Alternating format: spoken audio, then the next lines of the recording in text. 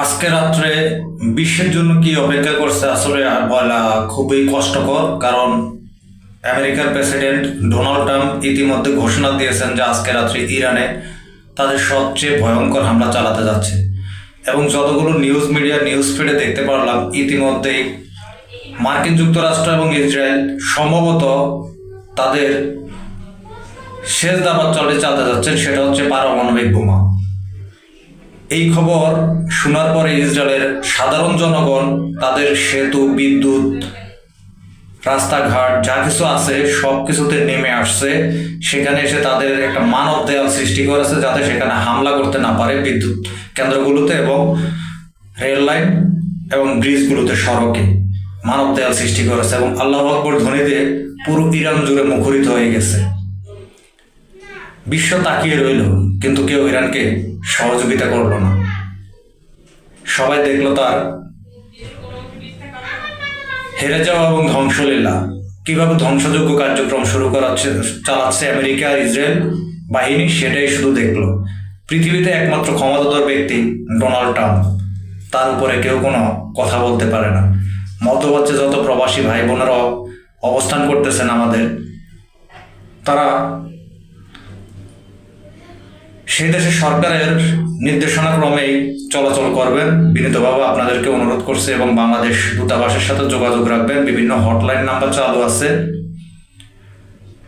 আজকে রাত্রের জন্য একটা দুঃস্বপ্নময় রাত যেতে পারে মধ্যপ্রাচ্যে, বিশেষ করে ইরান, কাতার, বাহরাইন, সৌদি আরব, দুবাই সহ বেশ কয়েকটি দেশে। ইরান ইসরায়েলের সাথে যুদ্ধে পরাজয় হলে ট্রাম্প জয়লাভ করবে।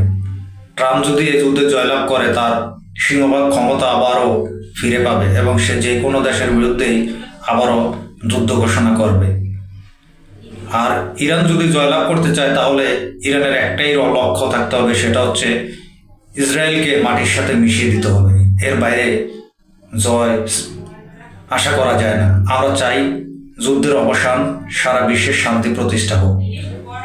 হোয়াইট হাউসের বিভিন্ন সংবাদ মাধ্যম সহ বিভিন্ন পত্রপত্রিকা, আল জাজিরা নিউজে দেখতে পাচ্ছি যে ইতিমধ্যে তারা তাদের সর্বাত্মক প্রস্তুতি নিয়ে নিয়েছে আমেরিকা ইরানের প্রতি পারমাণবিক বোমা মারার জন্য। আর এই পারমাণবিক বোমা কতটা ভয়ঙ্কর সেটা হিরোশিমা নাগাসাতে জাপানের সবাই দেখেছেন এবং জানেন ইতিহাস পড়ে। সুতরাং আমি চাই এই যুদ্ধ বন্ধ,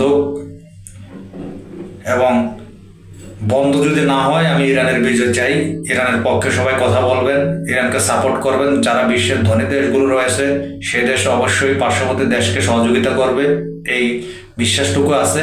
কারণ রাশিয়া, চীন পরাশক্তি আছে, তারা যদি একটু সহযোগিতা করে অবশ্যই ইরান এই যুদ্ধে মরণ নদীকে ঘুরে দেবে। এদিকে ইরানও তাদের শেষ দাবার গুলিগুলো চাল দিতে শুরু করেছে। তারাও দূরপাল্লার ভারী ক্ষেপণাস্ত্রগুলো ব্যবহার করতে শুরু করে দিয়েছেন। ইতিমধ্যে ইসরায়েলে বিভিন্ন জায়গায় ব্যাপকভাবে তাণ্ডব চালিয়েছে। আশা করি আজকে রাতটা যেন কোনোভাবে দুঃস্বপ্নের রাত না হয় এবং কোনো ধরনের বড় ধরনের কোনো খবর যাতে আমাদের শুনতে না হয়, সেই প্রত্যাশাই করব। বিজয় ইনশাল্লাহ ইরানেরই হবে, এই প্রত্যাশা সবাই রাখুন এবং সবাই আল্লাহর কাছে দোয়া করুন। যেমন ইরানের মানুষ আল্লাহু আকবার ধ্বনিতে রাস্তায় নেমে মানব দেয়াল সৃষ্টি করেছে, সেভাবে সবাই একটু দোয়া করবেন। কিন্তু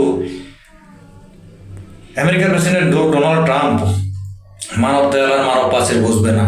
উনি বসত বাড়িতে হামলা করতেছে, সাধারণ জনগণের উপরও বোম মারতেছে। সুতরাং ওর কাছে মানবতা বলতে কিছু নেই, মানবতা ওর মধ্যে নাই। ওর শুধু ক্ষমতা চাই, ক্ষমতা ক্ষমতা ক্ষমতা। সবাই ইরানের জন্য দোয়া করবেন।